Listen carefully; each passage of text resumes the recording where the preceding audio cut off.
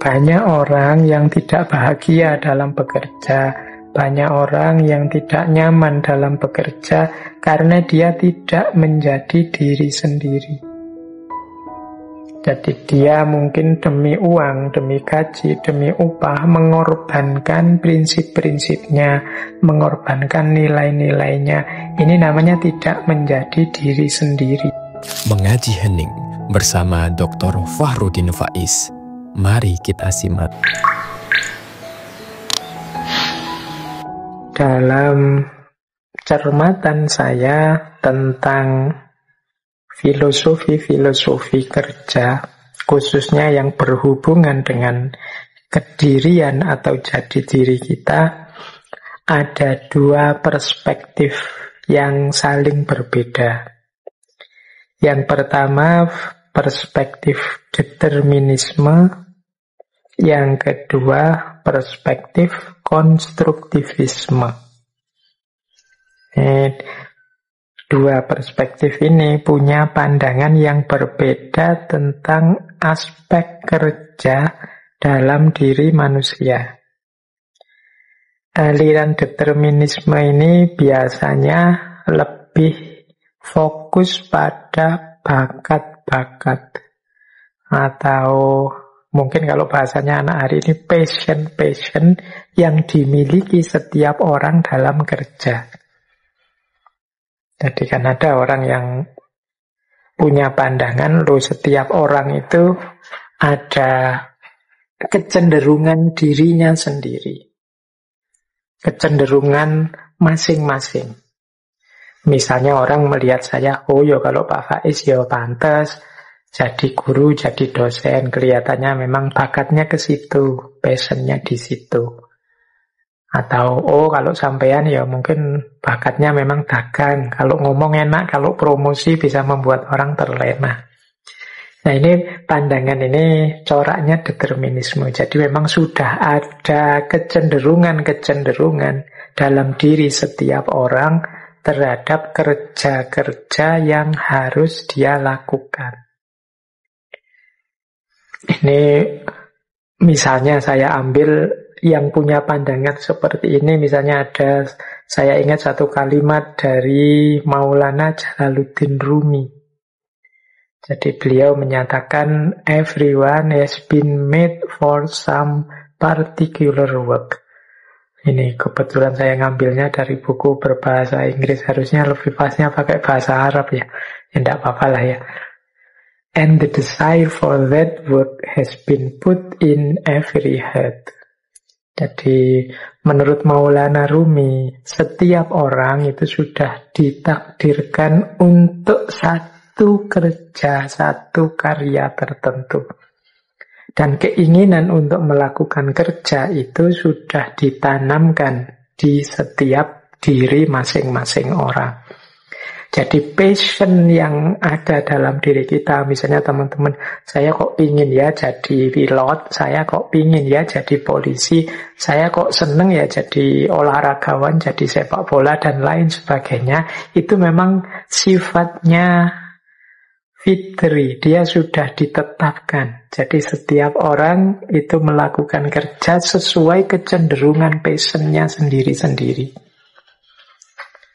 Nah, yang kasihan itu orang yang tidak mampu berjalan mengikuti passionnya ini. Ini kalau bagi orang yang berperspektif determinisme, orang-orang yang kerjanya kok tidak cocok dengan passionnya, ini sulit untuk sukses. Sulit untuk dia berhasil. Ya mungkin jalan, tapi dia tidak nyaman, dia tidak terlalu senang, tidak terlalu suka. Sehingga pada akhirnya tidak memperoleh hasil yang maksimal. Nah, ini yang saya sebut sebagai perspektif determinisme. Nanti ada perspektif yang berbeda, bertentangan dengan pandangan determinisme tadi, yaitu konstruktivisme. Kebalikan dari determinisme, menurut konstruktivisme yang kita sebut bakatlah, passionlah, dan lain sebagainya tadi, itu bukan harga mati, bukan sesuatu yang sifatnya Apa kalau bahasa agama sejak zaman azali, sejak kita belum diciptakan, yang kemudian ditakdirkan pada kita? Enggak. Itu sifatnya bisa berubah. Wong itu dulu lahir karena terbentuk oleh situasi dan lingkungan kita. Mengapa kok tadi saya cenderung suka sekali dengan profesi jadi polisi misalnya? Mungkin karena satu waktu kita terpesona melihat seorang polisi, atau kita nonton film polisi-polisi terus kita jadi tertarik. Saya nonton film India yang polisi-polisinya keren-keren misalnya, terus kita wah asik nih kalau jadi polisi kayak di film India tadi misalnya. Terus lahir kesukaan, sehingga secara tidak sadar kita menyesuaikan dengan keinginan kita untuk jadi polisi tadi. Ini persis seperti hukum law of attraction tadi.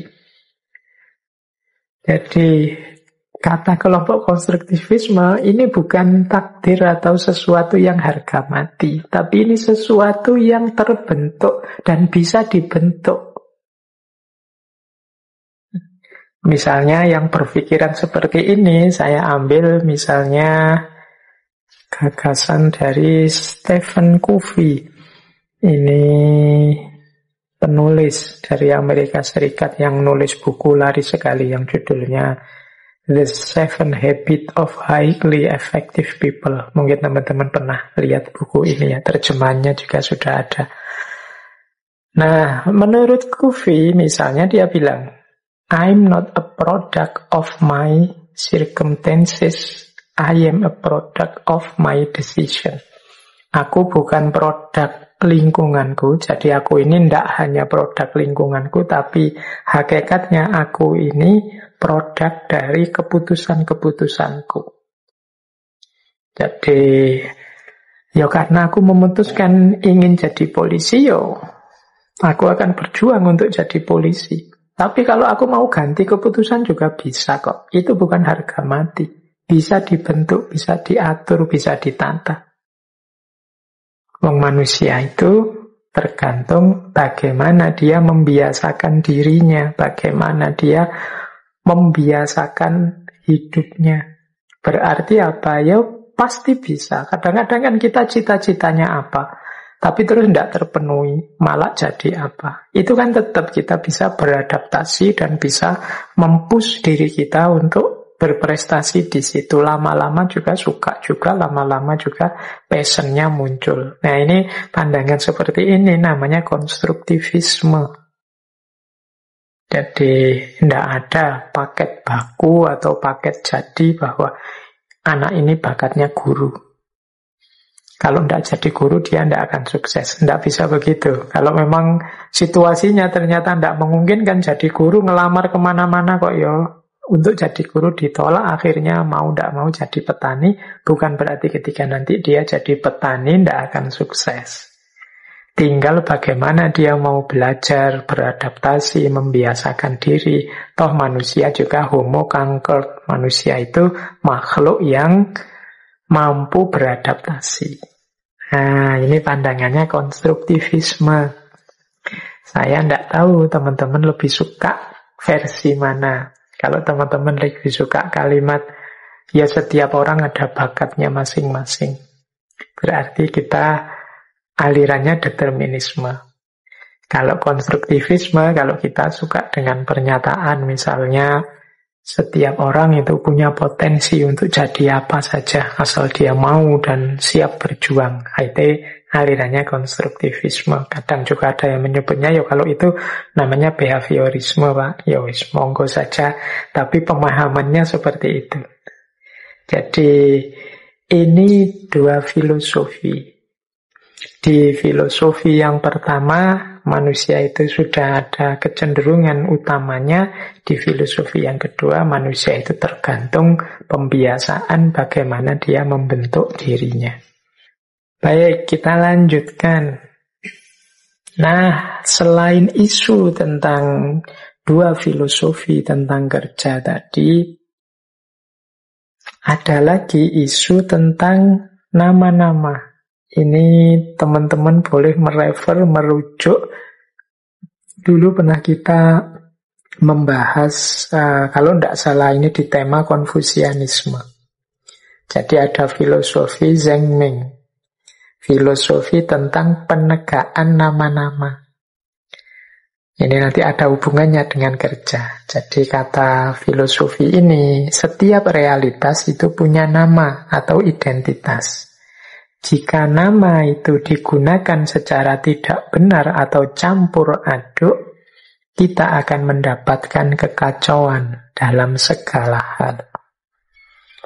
Ini saya lanjutkan ya, dasarnya Konfusius. Jadi Konfusius itu menyatakan, biarkanlah penguasa adalah penguasa, menteri adalah menteri, bapak adalah bapak, dan anak adalah anak. Maksudnya prinsip penegaan nama ini adalah setiap orang hendaknya menjalankan peran sesuai status yang disandangnya. Jadi kita itu sebagai apa sekarang, saat ini, atau di sini. Sementara kalau di sana, kita itu sebagai apa. Ini yang disebut nama-nama. Jadi teorinya namanya rectification of behavior. Pentingnya penegaan perilaku. Kalau orang tidak sadar nama-nama, kehidupan ini kacau. Jadi penegaan nama-nama itu teman-teman, yang mahasiswa, ya berperilakulah seperti mahasiswa. Jalankan tugas-tugas sebagai mahasiswa. Yang orang tua, tunjukkan, wujudkan perilaku sebagai orang tua yang baik. Yang pemimpin juga begitu, yang menteri juga begitu, pedagang juga begitu, petani juga begitu. Disitulah nanti lahir hidup yang nyaman, hidup yang tertib. Nah, tapi kalau orang tidak peduli ini, itu nanti bisa kacau balau. Jadi hari ini kan sering orang ngomong, ini sebenarnya awam loh, tapi gayanya kayak ulama, kayak ustadz. Oh ini sebenarnya rakyat, tapi ngalang-alangi presiden. Cara dia ngomong, cara dia berperilaku misalnya. Oh ini dia sebenarnya cuma anggota, tapi gayanya kayak ketua. Oh ini kan kalimat-kalimat ini ketika memang dalam kenyataan ada yang seperti itu, menunjukkan kacaunya nama-nama. Jadi orang tidak sadar status, posisi, dan peran yang dituntut dari posisinya itu. Kalau orang tidak sadar atau lupa peran yang harus dia mainkan, ya tentu saja ceritanya jadi kacau balau. Kayak kalau film apa drama itu loh, yang harusnya castingnya jadi antagonis, kok malah tidak mau, saya harus protagonis. Itu kan filmnya jadi kacau. Nah, hidup dalam nama-nama itu juga begitu. Jadi demi tertib sosial, tertib politik, kita harus sadar status, identitas, kedudukan kita. Disitulah nanti kita menjalankan sesuai fungsi kita yang sebenarnya. Nah, kerja juga begitu. Berarti kalau kita bekerja, ya kita harus jelas benar status kita apa dan apa yang harus kita lakukan dengan status kerja kita. Kalau dalam organisasi, teori organisasi hari ini kan ada istilah wewenang dan tanggung jawab. Posisiku itu apa, wewenangku apa, tanggung jawabku apa. Sehingga aku harus melakukan ini. Nah, jadi ini namanya Zhengming. Penegaan nama-nama. Yuk kita harus sadar misalnya, oh saya ini anggota, tidak bisa membuat kebijakan. Paling tinggi yang bisa saya lakukan usul. Sehingga nanti kalau sudah disepakati baru oleh pimpinan, kemudian jadi kebijakan baru itu bisa jalan. Nah, ini namanya sadar posisi. Oh saya ini posisinya bendahara yang diurusi aspek keuangannya. Kalau urusan sosialnya sudah ada bagian yang lain. Ya ini kesadaran nama-nama namanya. Kita dalam kerja juga begitu. Pertanggungjawaban kita dituntut sesuai posisi, kedudukan, atau nama-nama kita. Jadi ini filosofi selanjutnya. Setelah tadi kita kenal filosofi determinisme dan konstruktivisme, sekarang kita ketemu dengan filosofi Zhengming yang saya ambil dari Konfusianisme. Pentingnya orang sadar posisi, pentingnya orang ngerti statusnya, pentingnya orang ngerti wewenang dan tanggung jawabnya. Sehingga kerja yang dia lakukan akhirnya tepat guna. Tidak melenceng kemana-mana, tidak muncul kekacauan-kekacauan. Baik, kita lanjutkan ya. Sekarang kita masuk ke aspek karakter. Jadi, kerja apapun yang kita lakukan itu tentu saja memerlukan dukungan karakter yang cocok, yang pas. Ini sebenarnya luas sekali dukungan karakter ini, tapi kita coba ya. Ini saya menampilkan beberapa karakter kerja yang sifatnya tidak hanya produktif, tapi juga membahagiakan kita. Kita kerja itu kan ingin memenuhi kebutuhan, ingin eksis, ingin diterima masyarakat. Tentu saja, mengapa sih kok kita ingin diterima masyarakat, ingin eksis, ingin memenuhi kebutuhan? Ya tentu saja demi kita menemukan kebahagiaan dalam hidup. Nah, untuk sampai ke sana itu kan butuh dukungan karakter yang kuat.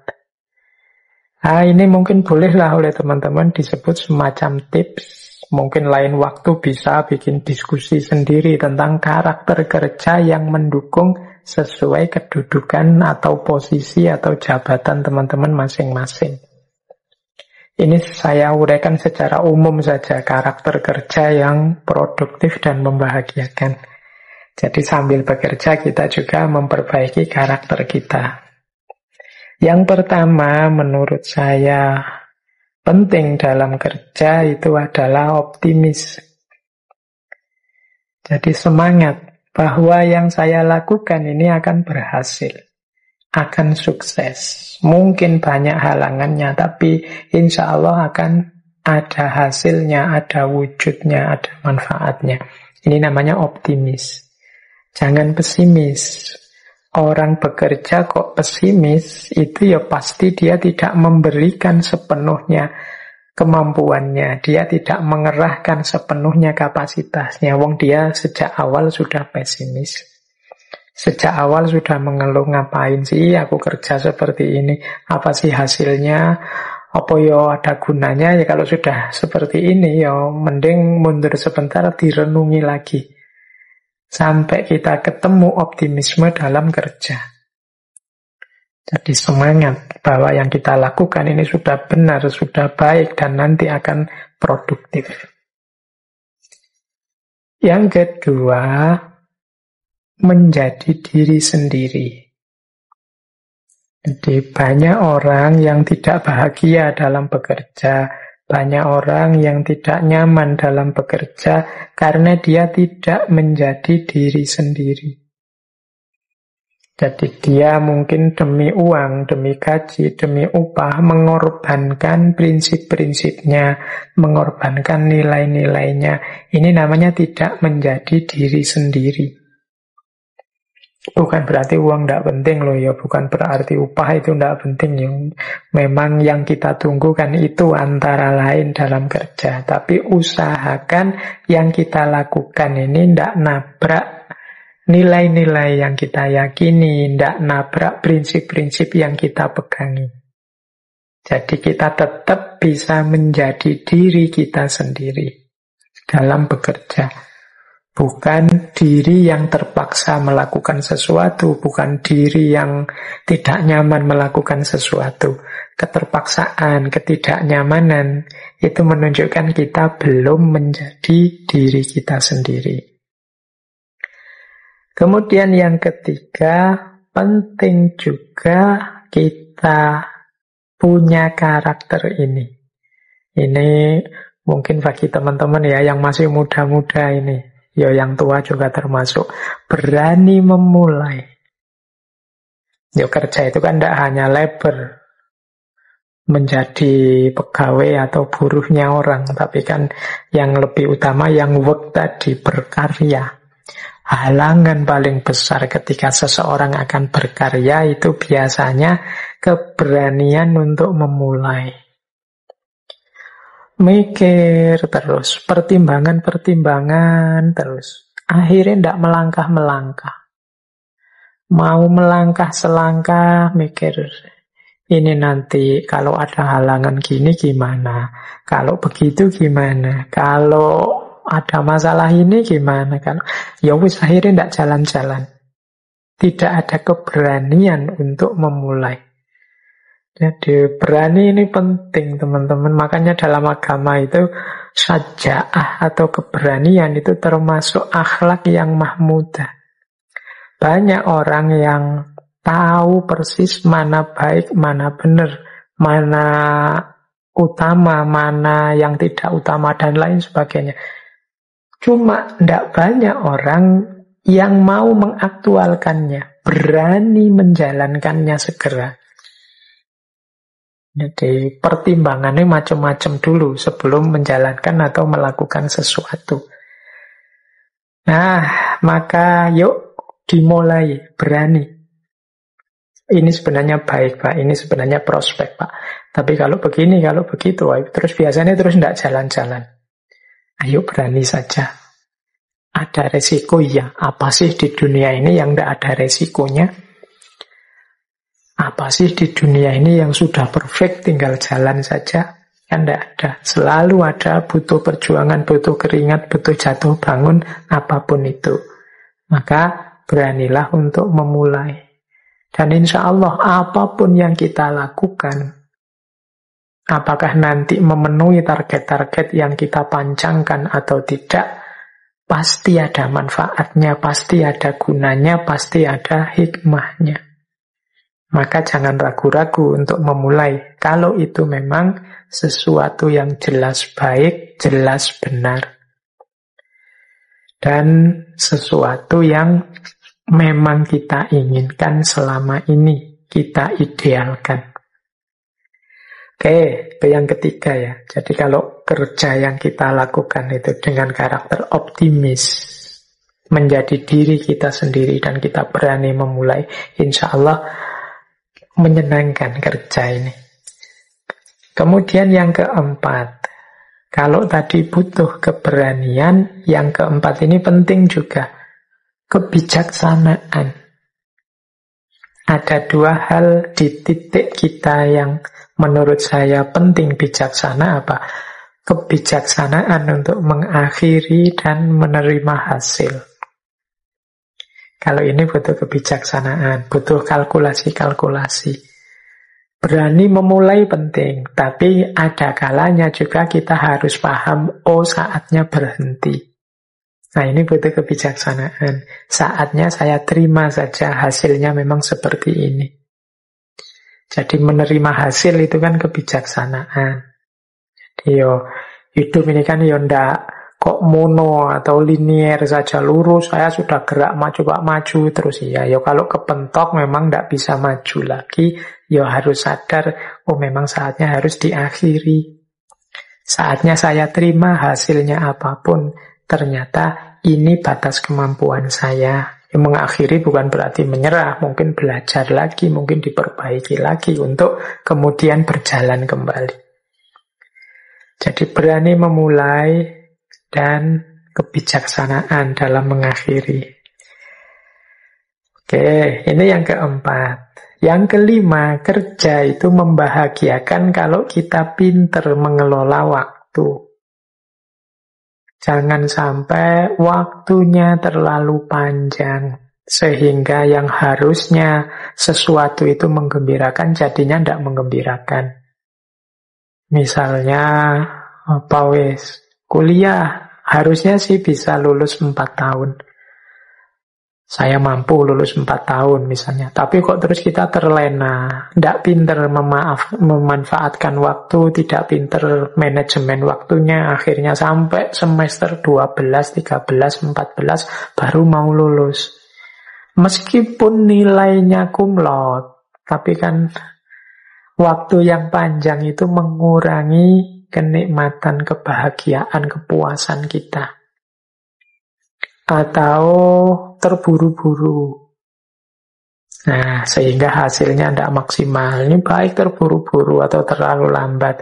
Itu namanya tidak menghargai waktu. Kita harus pinter ngatur waktu. Karena kalau waktunya pas, cocok, sesuai, itu bahagia kita, nyaman bekerjanya.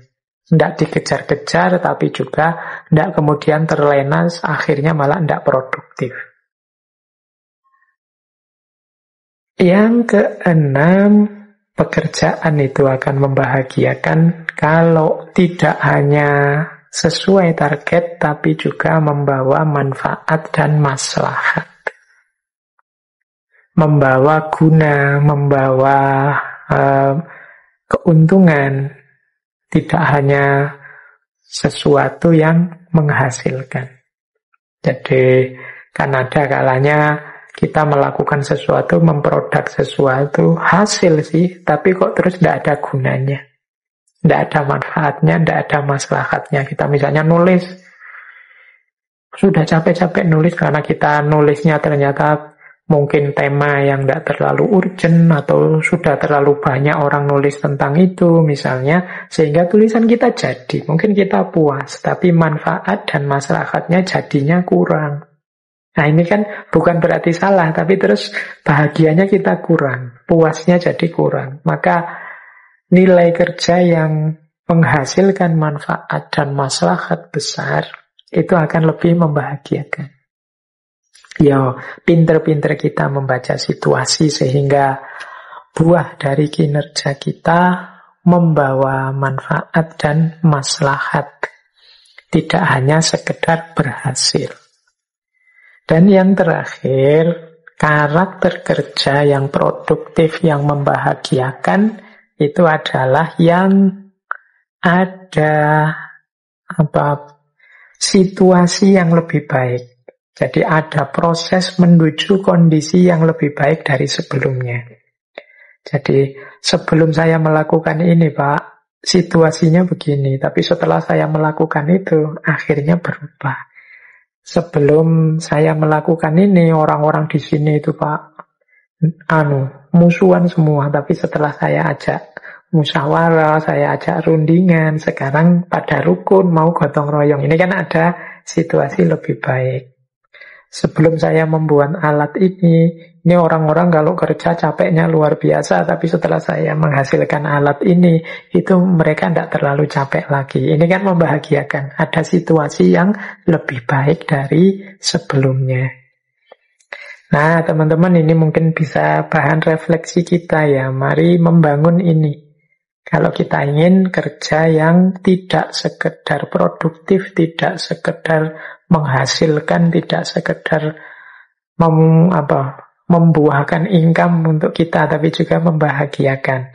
Ini ada ciri-cirinya: optimis, jadi diri sendiri, berani memulai, bijaksana mengakhiri, menghargai waktu, membuahkan manfaat, maslahat, dan terjadi proses menjadi lebih baik dari kondisi sebelumnya. Terima kasih sudah menyimak.